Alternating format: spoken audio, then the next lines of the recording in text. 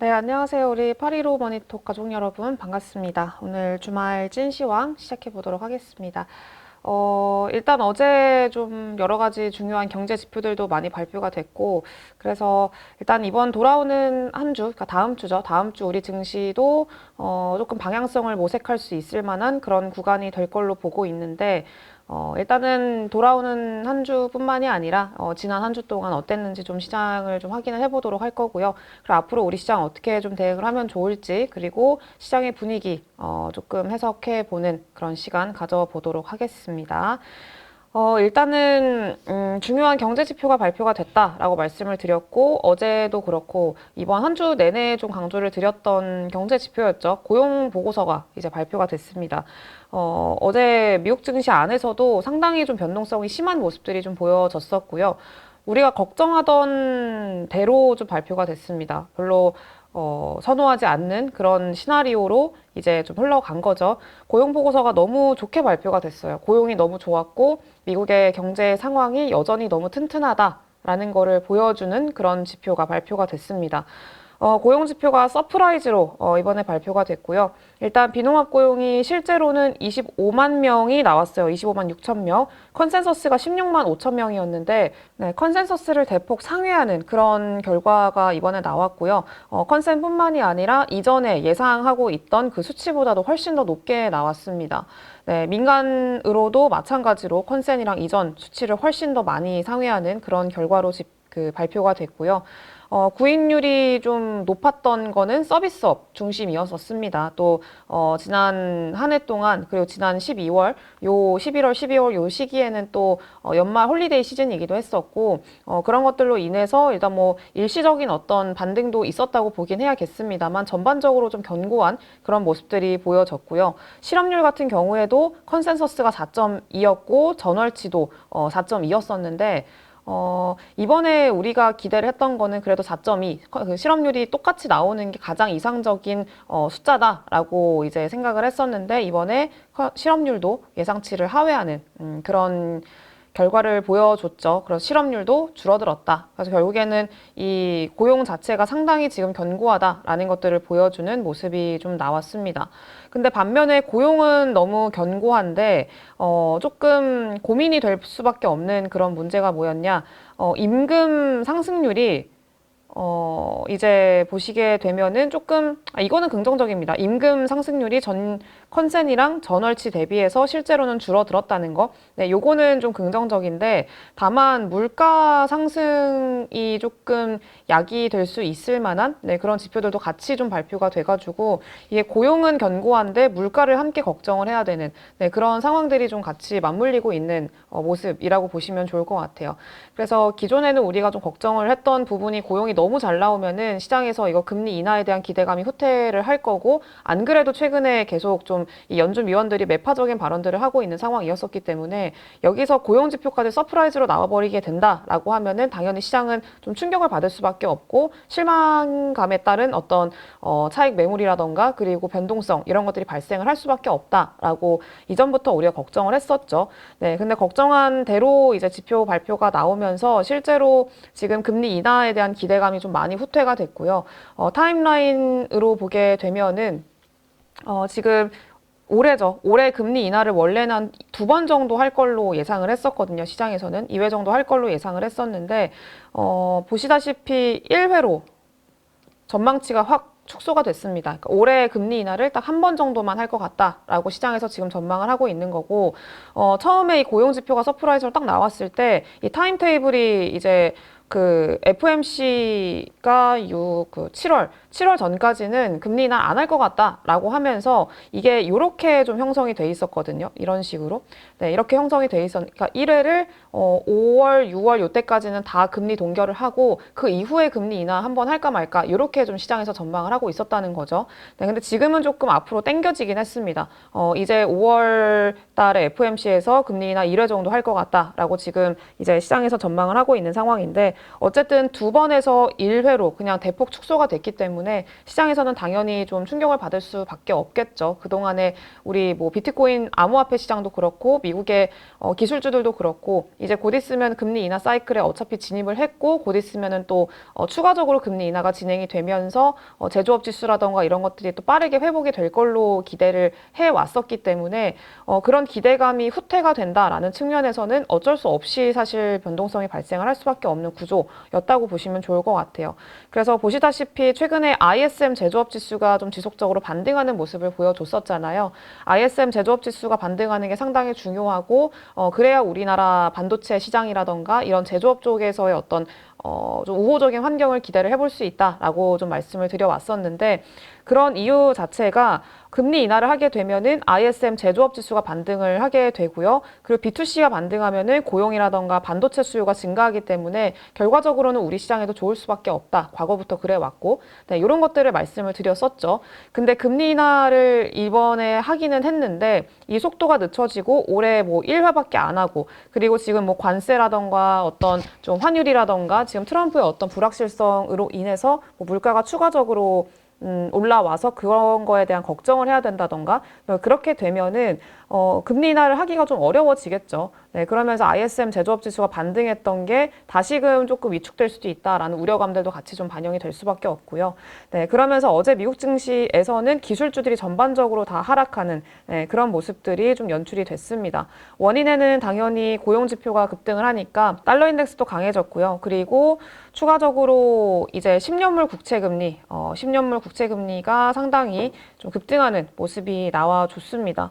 그래서 지금 보시다시피 10년물 국채금리가 4.8까지 거의 올라서는 그런 모습을 보여줬고 최고치가 4.76 까지 올라왔어요. 79까지 올라왔네요. 네, 그래서 4.8까지 거의 육박하는 그런 모습을 보여줬고요. 우리가 기존에 얘기를 했던 것들은 지금 4.7을 넘어서지 않는 게 중요하다라고 얘기를 했었고 4.7을 넘어가게 되면은 이거는 상당히 좀 안 좋다라고 말씀을 좀 드렸었죠. 네, 근데 4.8까지 거의 육박하는 모습을 보여주면서 진짜 국채금리가 5까지 올라갈 수도 있겠다에 대한 어떤 우려감들 좀 반영이 되면서요. 기술주라던가 그리고 당연히 성장주 중심의 뭐 일부 테마주들, 그러니까 꿈과 희망으로 올라갔던 종목군들이 있죠. 우주항공이라던가 뭐 양자 같은 경우에는 최근에 많이 급락을 했었고 개별 이슈가 있어서 조금 반등이 나오긴 했습니다만 뭐 그거 빼고 뭐 우주라던가 우주항공이라던가 그 대부분의 기술주, 뭐 반도체, 뭐 HBM, AI 요쪽들 그리고 추가적으로 뭐 에너지 관련한 종목들, 그러니까 뭐 원전이라던가 이런 쪽들도 같이 좀 많이 부진했었고요. 네, 이런 흐름들이 많이 연출이 됐습니다. 네, 그래서 이런 것들은 우리 시장에도 당연히 영향을 줄 수밖에 없는 상황인 거고, 그리고 뭐 특히 제약바이오라던가 이런 성장주들 같은 경우에는 당연히 좀 부담을 느낄 수밖에 없겠죠. 네, 그래서 사실 기대를 하고 있었던 거는 그래도 국채금리가 좀 안정화를 찾으면서 이제 환경이 좀 안정적으로 구축이 돼서 다른 뭐 제약바이오라던가 그리고 2차 전지라던가 그동안에 많이 부진했던 상승을 좀 못해주던 그런 종목군들 쪽으로 유동성이 좀 풀리면서 같이 함께 올라오는 돌아가면서 다 같이 좀 순환매가 나타나는 그런 흐름들을 기대를 했었는데 그 시기는 조금 뒤로 미뤄져야 될 것 같다라고 조금 생각이 들어요. 그래서 결국에는 최근에 뭐 테마주들이라던가 기존에 수급 쏠림이 진행되던 그런 종목군들 중심으로 여전히 순환매가 도는 걸로 앞으로는 어느 정도 이런 흐름들이 계속 연출이 될 걸로 우리는 좀 생각을 해야 되지 않을까라고 좀 봐야 될 것 같습니다. 그래서 결국에는 이거는 뭐 결론이기는 합니다만 지금 여러 가지 뭐 변동성을 야기할 수 있을 만한 문제들이 있고 좀 불확실성들이 여전히 잔존하고 있는 그런 상황이어서 이게 조금 부담을 느낄 수밖에 없는 구간이긴 합니다. 다만 이제 우리 시장을 좀 보게 되면은 코스피 같은 경우에는 이제 보시다시피 최근에 상단 라인을 좀 테스트하는 모습들을 보여주긴 했거든요. 전고점 라인 때. 근데 만약에 여기서 이렇게 좀 미국 증시가 충격을 받게 되고 그리고 우리나라 증시도 같이 영향을 피해갈 수 없어서 같이 좀 조정이 나오게 된다라고 하면은 이 박스권 안에서의 어떤 흐름들을 예상을 해야 될 것 같고 박스권 하단까지 내려올 가능성도 배제를 할 수는 없습니다. 네, 그렇기 때문에 지금 시가총액 상위 종목들 같은 경우에 그러니까 지수를 좀 주도할 수 있을 만한 종목들 같은 경우에는 상대적으로 좀 부진하게 그리고 그리고 상단 라인에서 이제 좀 밀리면서 어느 정도 좀 그 방향성을 정해주는 거는 좀 기대하기는 어려운 상황들, 어려운 환경들, 네, 그런 것들이 연출이 될 수가 있고요. 그 밑에 단에서 지수와는 별로 연관이 없고 다만 이슈나 뭐 모멘텀이 지속되고 있는 종목군들 중심으로 계속해서 좀 돌아가는 네, 그런 흐름들이 연출이 될 걸로 예상을 해야 될 것 같아요. 그리고 플러스로 지금 그 실적 시즌이잖아요. 네, 실적 발표 시즌이기 때문에 결국에 지금 사실 이번 한 주를 좀 돌이켜 본다면은 정말 많은 테마들이 좀 상승이 나왔었고 많은 종목군들이 관심을 받았고 그리고 되게 산발적으로 시세가 나왔었거든요. 많은 테마, 많은 종목들, 많은 이슈들 이런 것들이 좀 맞물리면서 변동성도 좀 있었고요. 네, 근데 결국에는 그 안에서 뭐 견고하게 그래도 잘 버텨주고 잘 움직임이 나오고 그나마 좀 꾸준함, 연속성을 좀 가져가는 그런 종목군들을 보면은 결국에는 핵심은 지금 또 실적이었다고 좀 생각이 들어요. 조선이라던가 뭐 변압기 쪽도 마찬가지고요. 지금 뭐 식품 쪽도 마찬가지고 뭐 실적에 대한 기대감이 있는 그런 종목군들 중심으로 지금은 견고한 흐름들을 보여주고 있기 때문에 결국에는 눈높이는 계속해서 이 실적에 대한 관심도를 가져가시되 그 안에서 이제 좀 기회를 찾아보시면은 충분히 그래도 이번 그 다음 주 돌아오는 한 주부터는 그래도 견고한 어떤 흐름들을 기대를 해볼 수 있지 않을까라고 조금 생각을 하고 있습니다. 그래서 일단은 뭐 개별적인 종목들에 대한 이야기는 조금 이따가 하기로 하고요. 지금 미국 증시에서 기술주들이 조정을 받았다라고 말씀을 좀 드렸는데 뭐 엔비디아를 포함해서 M7 기업들 대부분이 다 조정이 나왔고요. 그리고 그나마 이제 뭐 마이크론이라던가 그리고 뭐 테슬라 정도만 그냥 어느 정도 보합권 정도에서 이제 머물러 주는 그러면은 선방했다라는 그런 이야기를 할 수 있을 정도로 전반적으로 분위기는 별로 좋지 않았습니다. 네, 그래서 지금 뭐 보시다시피 한국 관련한 지표들도 상당히 안 좋은 그런 흐름들을 보여줬었는데 일단은 MSI 한국지수 ETF도 마이너스 1%대 그리고 신흥지수 ETF도 마이너스 1.7%대 하락했고요. 필라델피아 반도체 지수 마이너스 2.4% 빠졌습니다. 러셀 2000 지수도 마이너스 2%대 그리고 다우 운송지수도 마이너스 1.14%대 그 하락하는 그런 모습들 보여줬고 코스피 야간 선물도 거의 1% 가깝게 하락 그리고 원달러 환율 같은 경우에도 미국의 10년물 국채금리가 급등하기 시작을 하면서 그리고 달러 인덱스가 급등하기 시작하면서 1,470원대에서 야간 시장에서는 마감을 했습니다. 그래서 이게 어제 장중에는 1,460원대에서 마감을 했던 걸로 제가 기억을 하는데 야간 시장에서 더 이제 추가적으로 올라와서 마감을 한 거죠. 네, 그래서 지금 외부적인 어떤 환경이나 이런 것들이 별로 그렇게 크게 긍정적이진 않은 상황이다라고 보시면 좋을 것 같고요.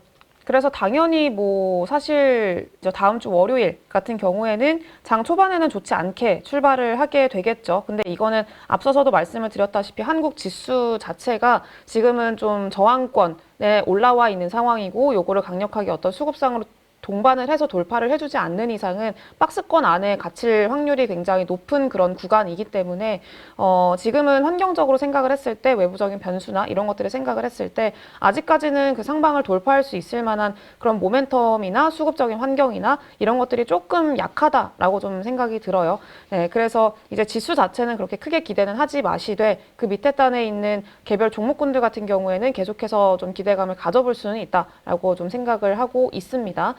네, 그래서 일단 다시 미국 증시로 조금 넘어가서 보자면은 보시다시피 대부분 다 빨갛죠. 대부분 다 빨갛고 그리고 개별 뭐 이슈가 있는 뭐 일라이릴리라던가 일부 몇몇 종목들을 제외하고서는 대부분 다 하락했습니다. 특히 마이크로소프트 M7 기업들 중심으로 좀 많이 하락하는 모습들이 나와줬고요. 기술주들이 대부분 부진했죠.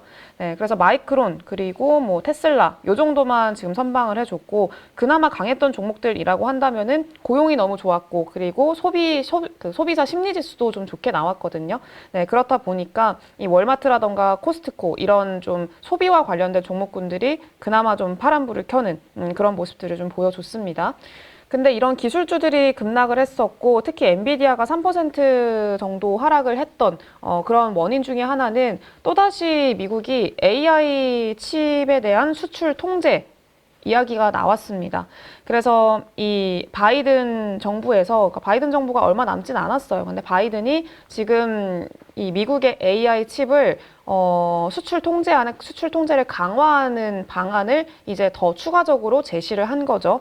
네, 그래서 AI 개발에 그 필요한 반도체 수출을 동맹국한테만 제한 없이 수출할 수 있게 해주고, 그 동맹국이 아닌 동맹국이 아닌 국가들 같은 경우에는 좀 수출을 제한하는 그런 모습들을 했습니다. 그리고 그 외의 국가들 같은 경우에는 뭐 수입을 좀 제한하는, 수입 가능한 양도 좀 제한시키는, 네, 그런 안을 이번에 좀 제시를 했고요. 세 개 등급으로 나눠서 좀 제한을 했다라고 하고요. 적대국에 포함이 되는 국가들이 뭐 중국, 러시아, 북한 이런 국가들이 좀 포함이 됐고, 뭐 이란이라던가 이런 국가들도 같이 적대국에 포함이 됐습니다. 그러면은 동맹국은 어디냐? 우리나라 당연히 포함이 되고요. 동맹국은 뭐 일본이라던가 대만, 영국, 프랑스 이런 국가들이 동맹국에 포함이 됐어요. 그래서 동맹국 제외하고 뭐 중국이라던가 러시아, 북한 이런 국가들 같은 경우에는 이제 수출이라던가 그리고 수입 가능량 이런 것들이 많이 제한되는, 네, 그런 어떤 내용이라고 보시면은 좋을 것 같습니다. 그래서 이런 국가들 같은 경우에는 그 총 연산력을 계산을 해가지고 상한이 결정이 되는 거예요. 네, 그래서 뭐 미국 정부가 이제 보안 요건이라던가 그리고 인권이라던가 이런 기준들을 제시를 했는데, 여기에 동의를 하면은 그래도 그 국가별 상한보다는 조금 더 많이 뭐 수입할 수 있게 해줄게 라고 이제 얘기를 했다고 하더라고요. 네, 그래서 이런 것들이 있었고, 결국에는 이거에 영향을 받은 거는 엔비디아였죠. 그리고 중국에 대한 그 수출 비중이 높은 국가들은 당연히 통제를 받을 수밖에 없는 위치에 있기 때문에 당연히 영향을 받을 수밖에 없었고, 특히 엔비디아는 최근에도 계속 중국에 대한 수출 규제로 인해서 좀 노이즈가 많았던 기업이기도 하잖아요. 그래서 이번에 추가적인 수출 통제 이야기가 나오면서 엔비디아도 좀 항의를 했다고 해요. 항의를 조금 했고 반발도 했고, 그래서 지금 엔비디아 같은 경우는 중국에서 매출 비중이 한 15% 정도 차지를 하고 있기 때문에 추가적인 어떤 수출 통제에 대한 우려로 인해서 좀 더 투심이 위축되는 그런 영향이 있었다라고 보시면 좋을 것 같습니다. 근데 사실 영향력은 그렇게 크지 않을 것 같다라고 생각이 드는 게, 엔비디아는 지금 이런 수출 통제 관련해가지고 계속해서 그거에 맞는 대안들을 내고 있는 상황이고, 상한선을 정해놓는다라고 하면은 그 상한선에 맞게 새로운 그 칩들, 중국을 대상으로 할 수 있는 그 어떤 한계를, 물론 뭐 비용은 당연히 들겠죠. 더 추가적으로 안 하는 게 제일 좋은 방안이긴 하겠습니다만, 다만 그럼에도 불구하고 이 안에서 새로운 칩들이라던가 중국을 위한 칩들, 네, 이런 것들, 판매용 칩들, 네, 이런 좀 저사양 제품들, 이런 것들을 계속 새롭게 만들고 좀 출시를 하고 있고, 그래서 상대적으로 좀 그 영향은 제한적일 거다라고 생각이 들어요. 왜냐하면 좀 저사양 제품이라고 하더라도 중국 쪽에서 이 엔비디아 칩들에 대한 수요가 너무너무 높기 때문에 결국에는 사실 수출 비중에서 뭐 그렇게 큰 폭의 차이는 많이 발생하지는 않을 것 같다라고 좀 생각이 들고요.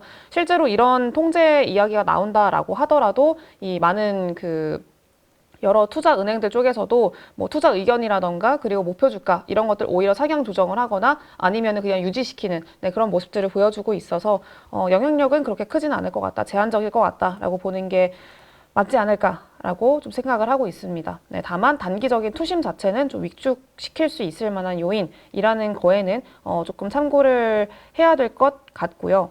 반도체 얘기를 조금 더 하자면은 삼성전자가 올해 낸드 생산량을 축소한다라는 이야기 나왔죠. 근데 이게 지금 처음 나온 얘기가 아니고 제 기억상으로는 한 3일 전? 며칠 전부터 이 얘기가 나오긴 했습니다. 그래서 낸드 생산량 축소한다라는 얘기.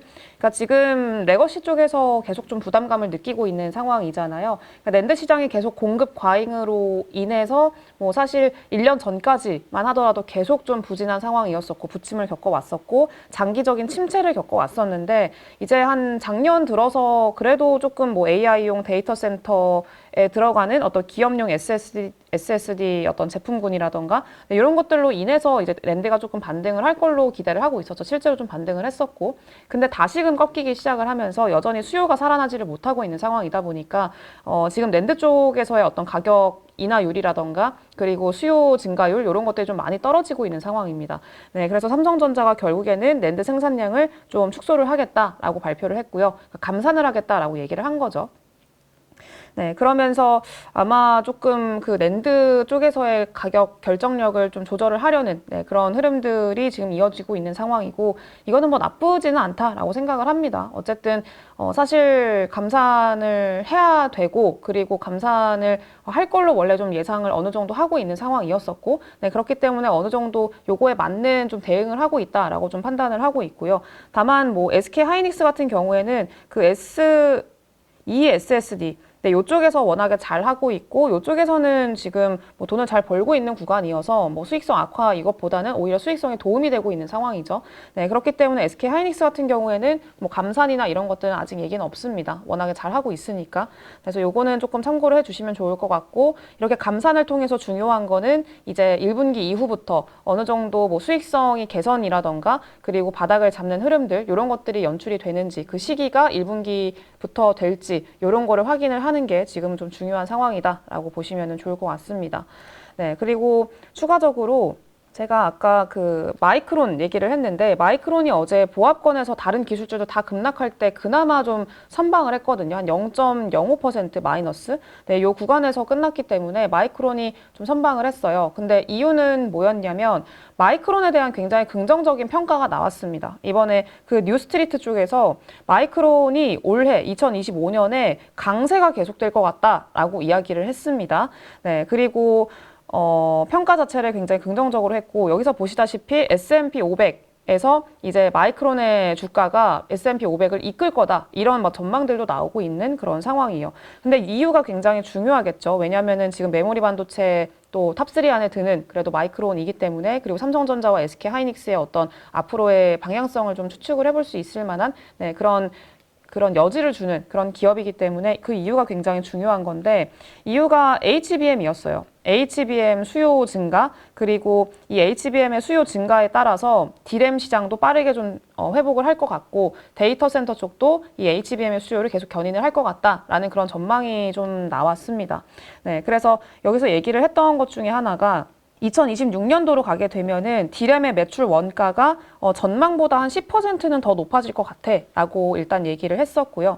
그러면서 이제 레버리지가 좀 생기게 될 것 같다라고 얘기를 한 거죠. 네, 그래서 지금 만약에 이렇게 지금 제조 어떤 매출 원가가 10% 정도 더 높게 나타나게 된다라고 하면은 2026년도에는 거의 40%나 더 높은 수익을 낼 수가 있다라는 전망이 되게 공격적인 전망이 나왔습니다. 네, 그래서 지금 이런 용량 자체가 마진 확대를 더 촉진할 수가 있고, 네, 그런 것들이 상당히 긍정적이다라고 얘기를 한 거죠.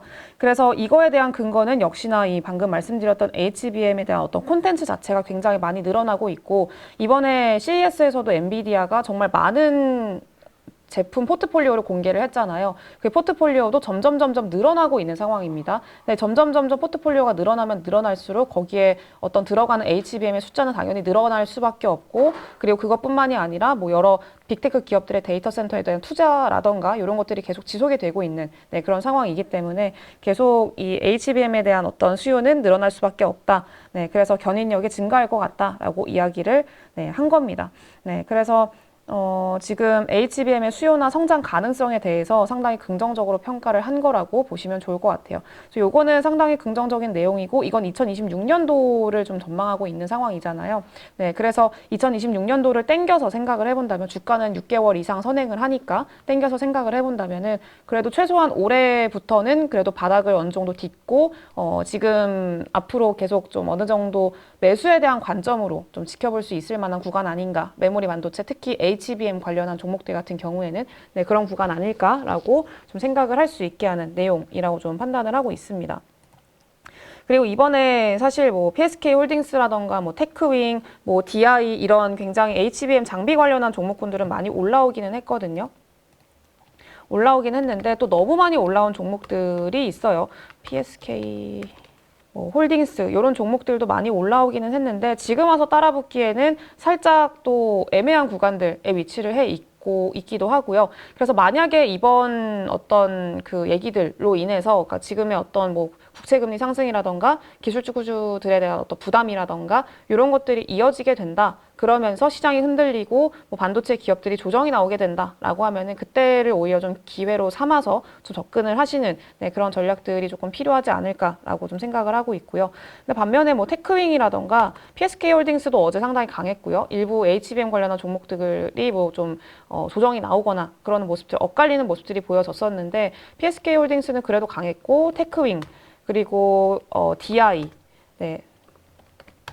네, 이런 종목들은 상대적으로 상당히 강했었습니다. 그래서 어제 강했던 이런 종목군들 중심으로 해서 계속해서 좀 관심도는 유지를 하고 좀 보자. 너무 많이 오른 종목들은 그래도 좀 기다려서 많이 급할 필요는 없을 것 같아요. 왜냐하면은 앞서서도 말씀을 드렸다시피 이게 개선되는 속도가 그렇게 빠르지는 못할 거예요. 왜냐면은 뭐 이게 내년도를 보면서 가는 거고 최소한 2025년도 하반기를 보면서 가야 되는 거기 때문에 그 주가를 반영하는 속도가 중간중간 한번 의심이 또 한번 발생을 하고 그리고 뭐 그런 구간들이 분명히 나오겠죠. 네, 그래서 오히려 그런 구간들을 좀 활용을 하시는 게 지금은 좋지 않을까 이렇게 조금 생각을 하고 있습니다. 그래서 반도체는 계속 보셔야 될 것 같고요.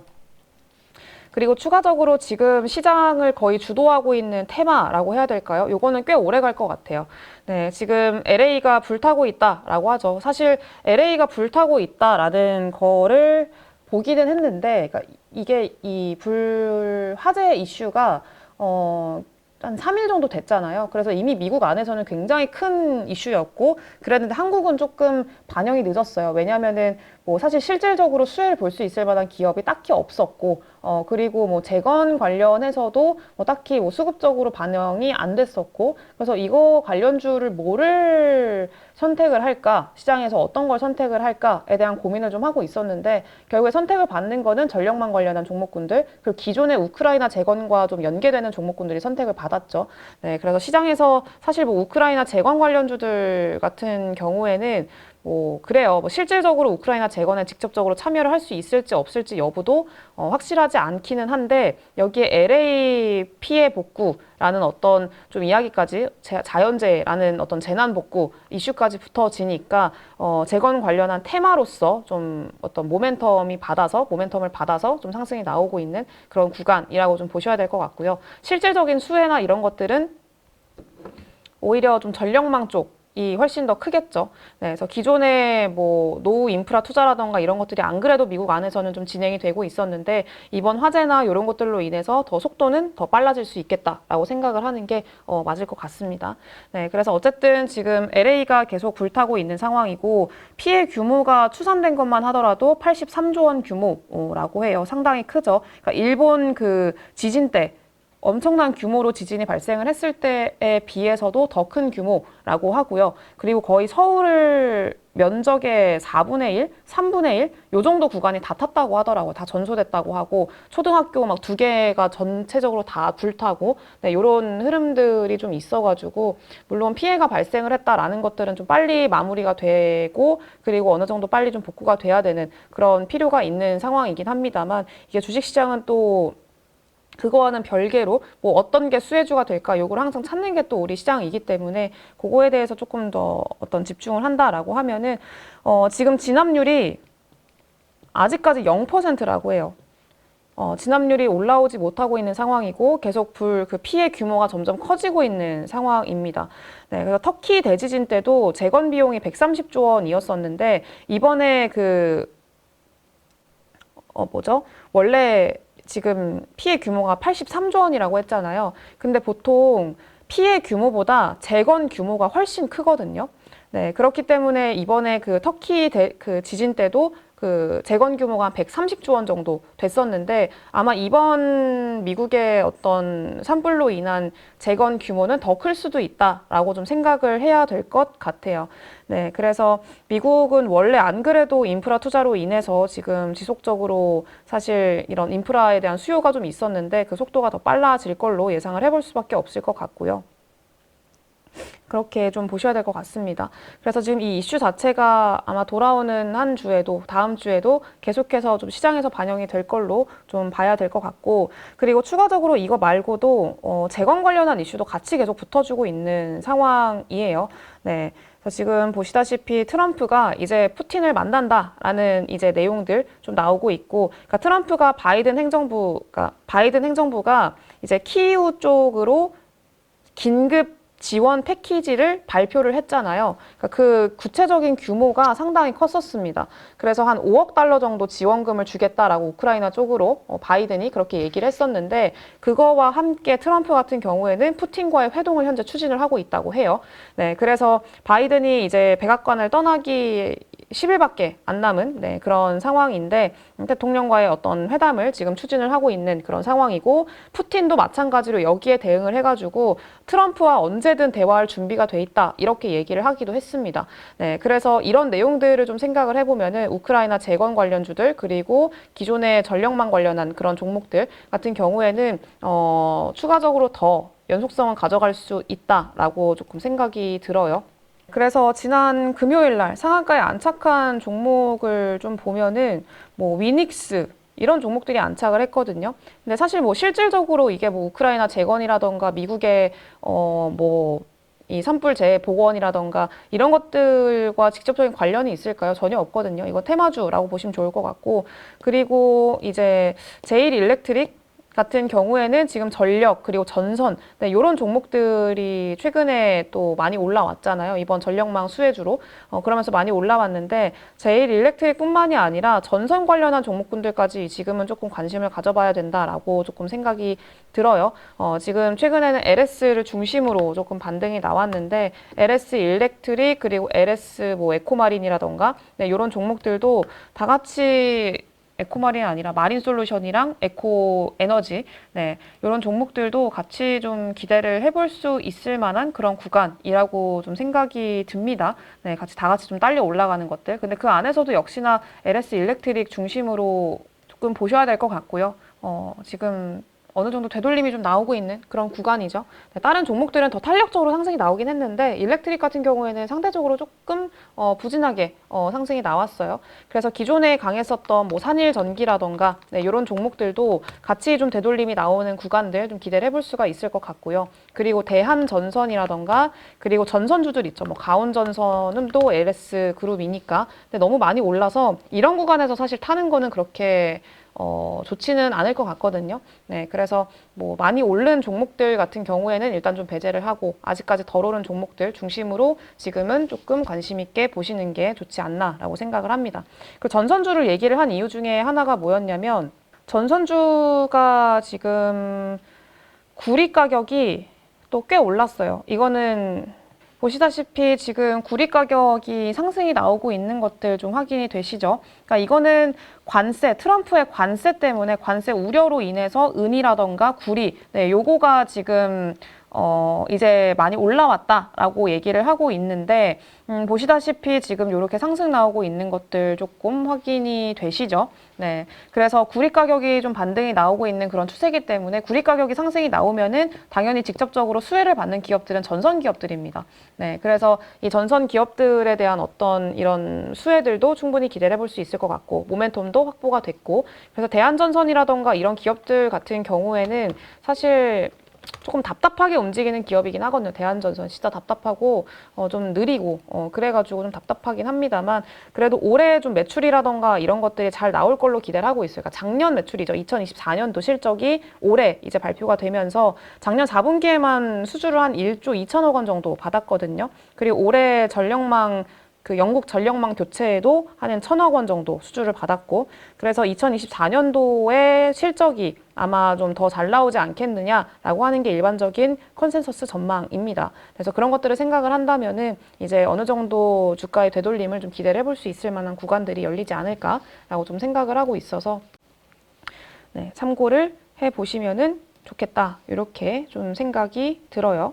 아까 기술주들 말고 성장주들 좀 많이 빠졌다라고 말씀을 드렸잖아요. 성장주들 중에서 뭐 양자나 이런 종목들 같은 경우에는 워낙에 지금 변동성이 커서 조금 사실 어제 아이온큐 한 6% 반등 나왔고 양자주들 조금 반등이 나오기는 했거든요. 근데 뭐 큰 폭의 반등은 아니고 일부 좀 되돌림 나오는 정도인데 양자주들은 사실 뭐 죽었다기보다는 계속해서 어느 정도 좀 시장에서 해볼만 하다라고 판단을 하는 섹터라고 좀 생각이 들어요. 테마라고. 네, 근데 요거는 단기적인 테마로 좀 보시면 좋을 것 같고 뭐 우주항공이나 이런 쪽들도 어제 미국 증시에서 되게 많이 빠졌어요. 그래서 뭐 로켓랩도 빠졌고 그리고 뭐 인투이티브 머신이라던가 그리고 뭐 플래닛랩스 이런 종목들도 대부분 뭐 4% 이렇게 빠진 종목들도 있고 뭐 드론주들도 많이 빠지고 그래서 우주 개발 관련한 종목들, 항공 관련주들 이런 종목들도 되게 많이 빠졌거든요. 네, 그래서 뭐 최근에 HVM이라던가 이런 우주항공 관련한 종목군들은 같이 좀 조정을 받을 가능성도 충분히 있다. 이렇게 좀 생각이 들어요. 네, 그래서 만약에 HVM이나 이런 종목들이 좀 조정이 나온다라고 하면은 저는 개인적으로 좀 한 2만 원 초반대 정도 보고 있기는 하거든요. 네, 그래서 물론 여기까지 자리를 안 줄 수도 있기는 합니다만 1차적으로는 한 23,000원 정도 보고 있고 그리고 추가적으로 더 밀리게 된다. 지금 현재 국채금리 수준이 떨어지지 않고 뭐 5%까지 가네 마네 막 이런 얘기들이 좀 장기화된다라고 하면은 아마 2만 원 정도까지 자리를 줄 수 있지 않을까라고 저는 그 생각을 하고 있습니다. 그래서 만약에 그렇게 자리가 오게 된다라고 하면은 충분히 좀 기회가 되지 않을까라고 좀 생각을 하고 있고요.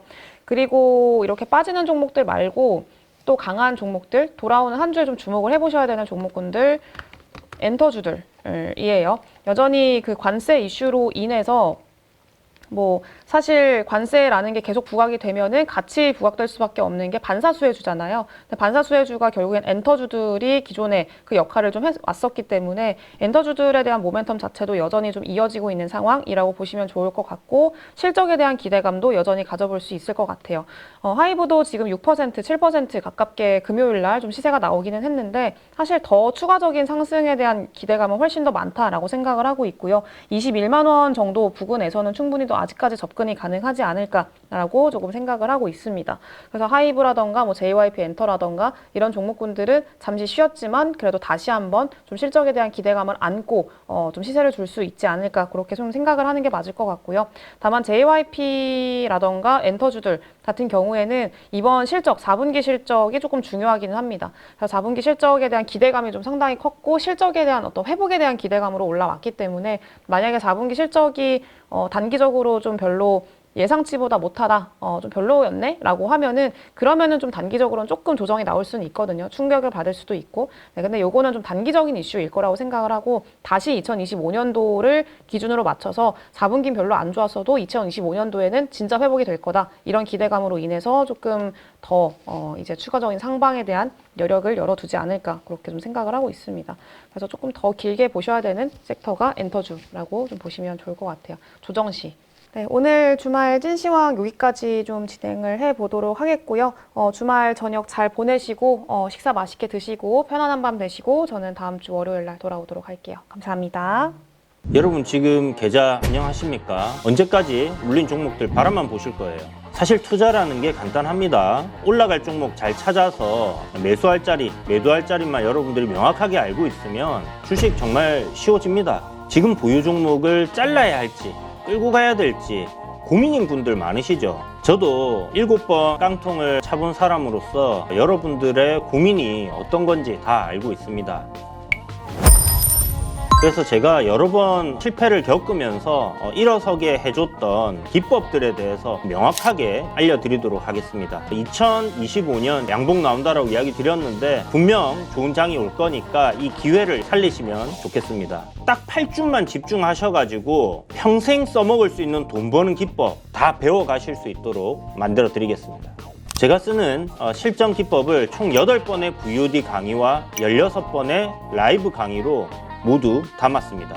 직접 올라갈 종목 찾으실 수 있도록 그 방법을 제가 알려드리겠습니다. 여러분 2025년 저와 함께 돈 벌어보시죠.